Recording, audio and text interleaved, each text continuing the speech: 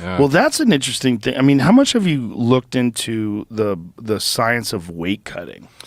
Yeah, it's there are certain drugs you can use that I believe aren't banned that you can do like pretty hyper aggressive fat loss in short condensed time frames. And Like what drugs?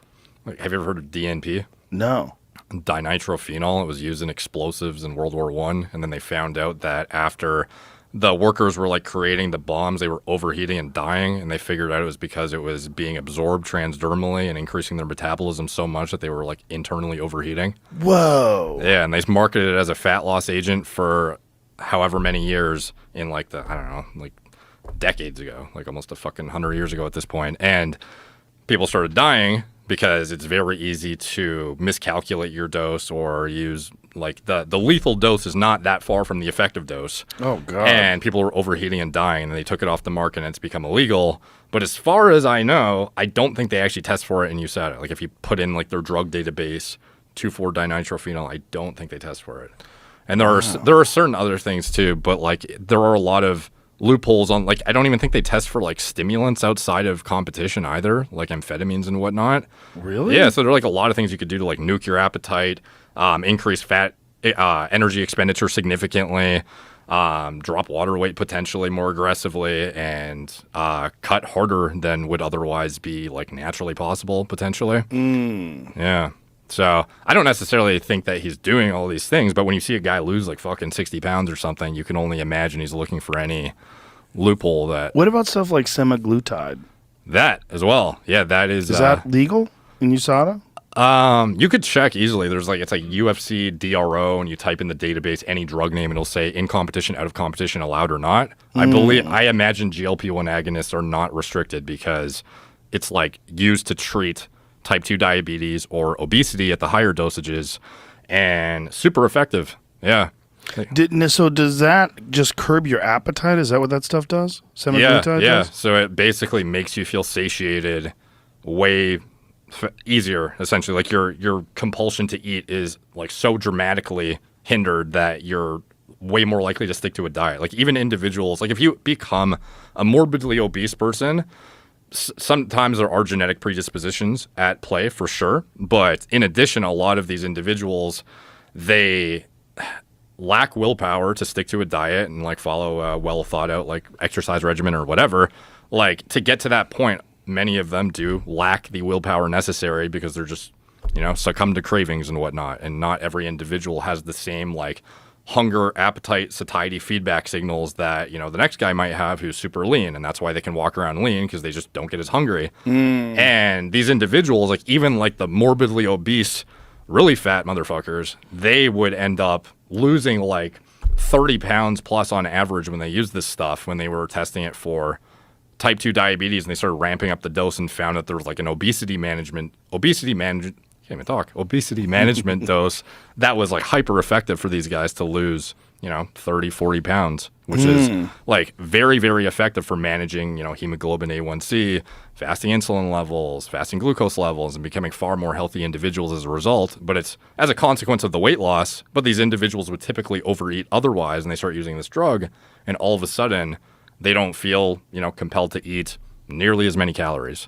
Interesting. So if you're like a fighter who's aggressively cutting, like you still have the same cravings as anybody else who's following a diet model of any sort, like trying to get the single digit body fat to step on a, weigh in before fight night, and you're water depleted or whatever. Like you can imagine you would just love to eat a piece of chocolate right now, or like anything. Like your cravings are through the goddamn roof because your body's feedback signals are screaming at you to eat nutrients. Yeah. So trying to like fight back against that with pharmacology would absolutely be useful. Do you think that using semaglutide though would affect physical performance because of the diminished appetite? Is there any other sort of feedback loop that would let you, like maybe you wouldn't take in the nutrients that are necessary to have a good workout or something? Potentially. Like it, there we go. Not prohibited. Yeah. Semaglutide in competition, not prohibited out of competition. This is something that is interesting, just being learned about, like in the health space, health and wellness, and actual like scientific community. Semaglutide has been known about for a long time because it was used to manage type 2 diabetes, but only more recently has it started to pick up steam and popularity for its effects on obesity because all these crazy headlines started coming out about people losing 30, 40 plus pounds who otherwise couldn't. And as far as how it would affect a fighter's ability to assimilate nutrients, stuff like that, yeah, it like slows gastric emptying significantly, can cause like pretty intense GI issues, make you nauseous. Maybe you don't even want to eat the food that you need to eat if you're, kind of depends on what situation you're imposing on yourself. But yeah, like it's not a side effect free drug by any means. Like some that would people, be significant. That would be a real problem, I would think. Don't you think?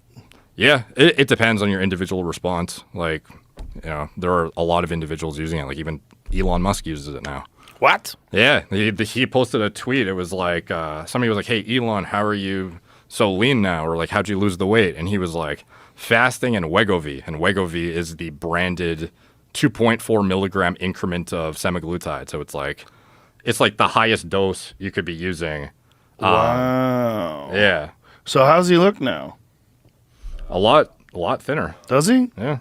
Show a picture of Elon Musk looking jacked. Like that. Have you seen that thing that Beeple made us? Yeah, that's Elon. Crazy. That's supposed to be, it's called Giga Chad. As if he was following the 9 ancestral tenets. Yeah, if he was like just eating raw liver, sunning his balls. He said he used popular weight loss drug to get fit, ripped, and healthy. He does look thinner there. Yeah, there we go. That was the tweet. Let's see. Oh, yeah, looks quite a bit thinner. Well, you know what? There was a photo of him on a yacht where he looked like a wine barrel. Yeah. He got big. The guy works fucking 16 hours a day. Sometimes it's unflattering angles, though. You're, pushing your stomach His or answers whatever. in 3 tweets. A little fasting and Wegovy. Yeah.